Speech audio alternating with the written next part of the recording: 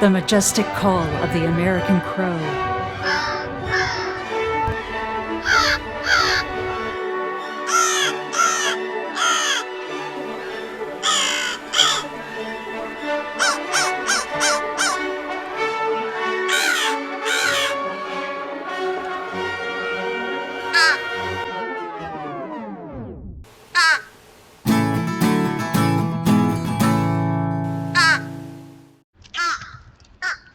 This footage of an unruly flock of crows from 2 years ago has always puzzled me. I wondered why their vocalizations were so nasal and clipped. I thought maybe these were young crows who hadn't found their adult voices yet. The mystery was finally solved by a comment on this year's Easter video. You can hear the same kinds of calls in this clip. A viewer alerted me to the fact that the crows making the calls were not American crows. That's not to say they were foreign, though it was a creator from the other side of the planet who clued me into this. Shout out to Hooded Crows Only. These are actually fish crows. In more than 2 years of making crow videos, I never realized I was being visited by not one, but 2 species of crow. Historically, fish crows have been a coastal species, though their range stretched all the way from New England to Texas. This is the current range of the fish crow. As you can see, they've spread quite far inland along the courses of rivers. I live approximately here, well inside the mid-Atlantic section of the range. The best guidance I've found online for telling fish crows apart from American crows is this webpage from the Cornell Lab of Ornithology. It was written by Dr. Kevin McGowan, an experienced and passionate professional ornithologist. In this video, I'll be attempting to correlate this article to my trail cam footage. Dr. McGowan sums up the challenge of distinguishing the 2 species in the second paragraph. Quote, "Visually, fish crows are difficult to tell from American crows. Unless one has a great deal of experience and close observation of the species, identification is only safely done by voice." End quote. The call of the American crow is the familiar and versatile caw vocalization showcased at the start of this video. Fish crow calls are much more nasal and staccato.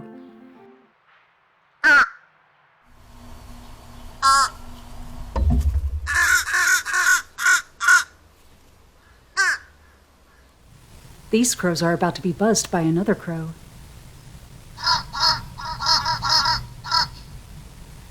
These fish crows react to a hawk soaring by.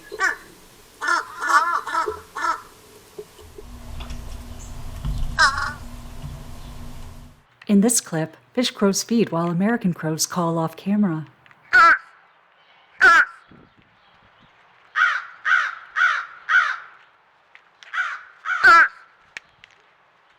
One caveat is that American crow begging calls sound somewhat like fish crow calls.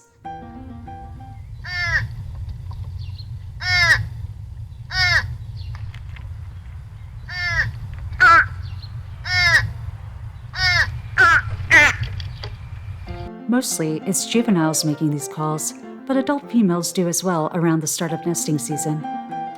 Fish crows also exhibit a different posture from American crows when they make their calls. The fish crows typically hunch over a bit and fluff out their throat feathers. American crows usually stretch out their neck a little.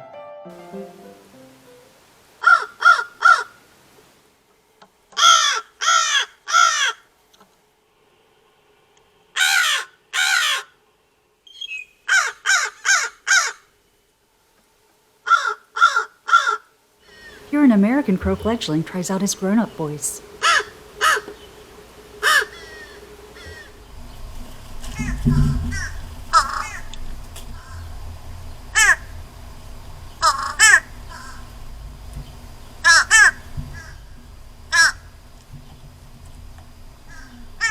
Note the fluffy throat feathers here.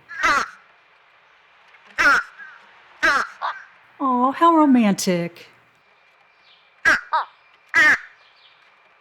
Sorry, I can't get enough of these 2 lovebirds. What if the crow you're trying to identify isn't vocalizing, though? American crows and fish crows are almost identical in appearance. But for what it's worth, Dr. McGowan does mention some physical characteristics you can look for. First, fish crows are a little smaller, as shown here. Still, Dr. McGowan adds, quote, "The size difference is difficult to detect, even when both species are present together. Only when the two are side by side is the difference apparent," end quote. But there are differences in plumage between the two species as well. Fish crows have a glossy purplish coloration. Dr. McGowan says this is difficult to see, but I think I can see it on some of my footage. I believe this to be a fish crow couple based on a few factors. They certainly are glossy. This is the best comparison clip I can find of a confirmed American crow. The location and lighting are different, but the difference in plumage is quite striking. Take a look at the clips side by side. What do you think? Another distinguishing characteristic involves the feathers on the upper back.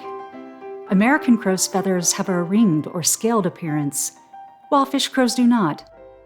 This is another subtle difference that can be very hard to see. Still, look closely at the feathers on this American crow's upper back.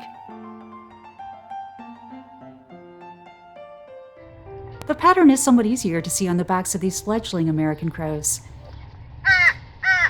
even though the video is a little hazy.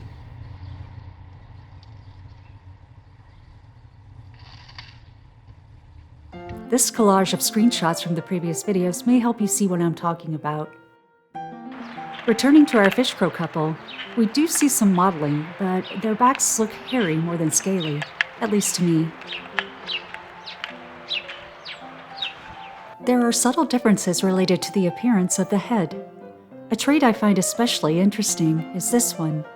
Fish crows often have a sharp hook to the end of their upper bills. A fish hook, if you will. Dr. McGowan qualifies this distinction heavily, but I'd noticed these hooks on my local crows before I even found this article.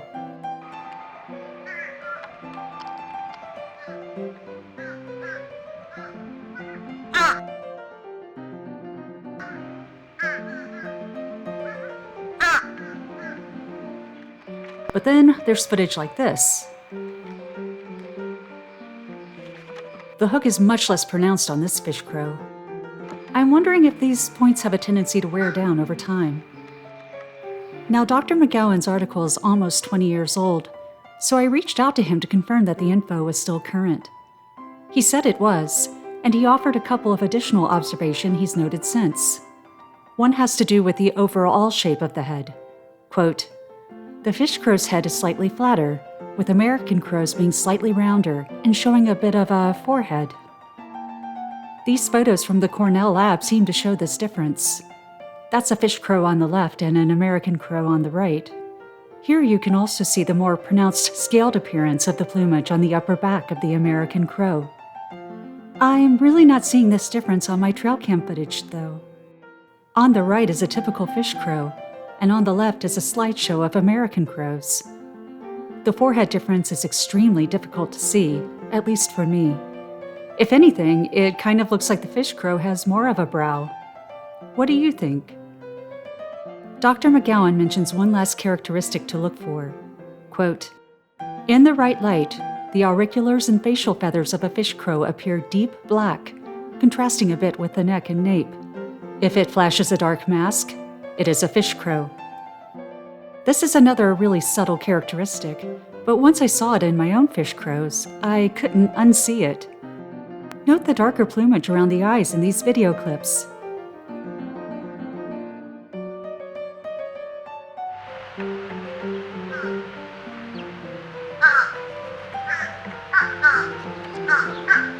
And you know that photo I use in my intros?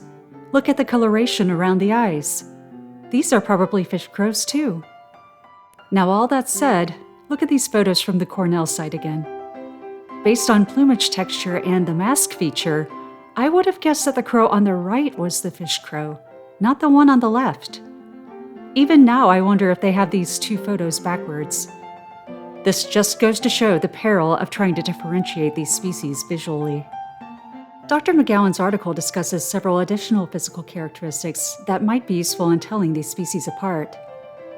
I'm not covering these because I can't easily observe them on trail cam footage, or because there's just too much variation within each species for me to feel comfortable making any identifications.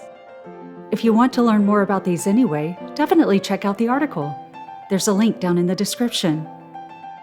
As I was completing my work on this video, I reached out to one more expert, an Audubon magazine contributor named Nicholas Lund. He used to live in the DC area and observed fish crows around the Anacostia River. I asked him what he thought of the usefulness of the physical distinctions I've discussed in this video. While he thought Dr. McGowan's article was definitely useful, he also wrote, quote, "There's an overall point here I feel obliged to make whenever anyone asks me about how to tell fish crows and American crows apart. Don't do it. Without vocalizations, I just think it's more trouble than it's worth. Getting birders to feel okay with not getting a firm ID without a vocalization is really important. I don't know the minor details well enough to confirm or deny any of these points, but I am at peace with myself for not needing to. So if you ever come across a crow and want to know if it's a fish crow, just try asking it. Fish crows are a very chatty species, and often you'll get an answer. I really hope you enjoyed this video. Do you live within the range of the fish crow? If so, did you find this information helpful? What observations have you made? Let me know in the comments. And as always, everyone, thank you for birdwatching.